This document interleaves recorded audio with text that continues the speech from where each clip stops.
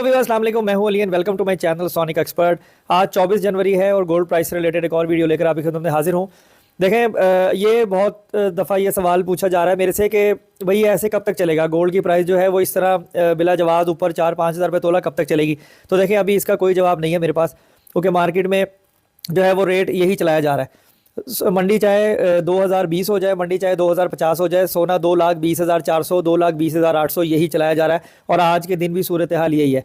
तो अभी किस तरीके से आगे ये चीज़ हैंडल होगी या होगी भी या नहीं होगी, तो इसकी अभी मेरे पास कोई डिटेल नहीं है। लेकिन फ़िलहाल यही है कि सोना ओवर रेट जो है वो चलाया जा रहा है। लेकिन बाज़ार में इसकी वजह से काम की रफ्तार में भी फ़र्क है, और जो क्लाइंट है जिसने अपनी इन्वेस्टमेंट करनी है वो तो बिल्कुल ही रुक गया। उसके अलावा जिन्होंने ज़रूरी चीज़ें ही बनानी है ना, वो भी बहुत सोच समझ के कर रहे हैं, क्योंकि रेट जो है वो अपने रेट से 5,000 रुपये तोला प्लस में चल रहा है।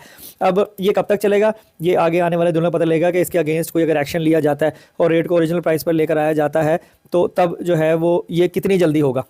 अब अगर हम रेट की बात करें तो 1 ट्राई आउंस जो कि 2035 में था वो $2,028 पर चल रहा है, और इंटरबैंक में $279.80 पर है, और ओपन मार्केट में 280.75, और अगर आप खरीदेंगे 283 284 में मिलेगा। दुबई में 2,22,500 रुपये फ़ी तोला है, और अगर हम लोकल मार्केट की बात करें तो 2,20,400 रुपये फ़ी तोला जो है वो पीस का रेट है, और 2,17,500 रुपये जो है वो पठूर का रेट है। तो उसके अलावा आज मैं कोई तब्दीली एक्सपेक्ट नहीं कर रहा हूँ कि रेट में कोई बहुत ज़्यादा फ़र्क पड़ने वाला है। लेकिन अगर कोई चेंज होगा तो मैं कमेंट में पिन करूँगा।